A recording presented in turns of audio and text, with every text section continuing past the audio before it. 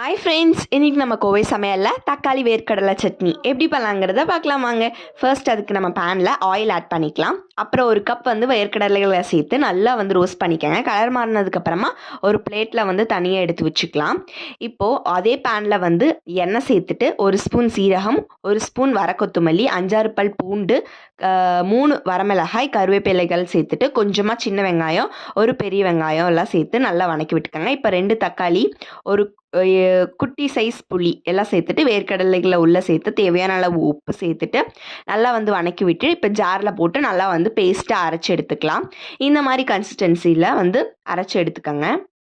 இப்போ அதே பேனில் கொஞ்சமாக எண்ணெய் சேர்த்துட்டு கடுகு, கடலைப்பருப்பு, கருவேப்பிலைகள்லாம் சேர்த்து தாளித்து கொட்டினோம்னா சூப்பரான தக்காளி வேர்க்கடலை சட்னி ரெடி ஆயிடுச்சு. மறக்காமல் ட்ரை பண்ணி கொடுத்து பாருங்கள், சூப்பராக இருக்கும். இந்த வீடியோ உங்களுக்கு பிடிச்சிருந்தா லைக் பண்ணுங்கள், ஷேர் பண்ணுங்கள், கமெண்ட் பண்ணுங்கள். மறக்காமல் சப்ஸ்கிரைப் பண்ணிடுங்க. தேங்க்யூ.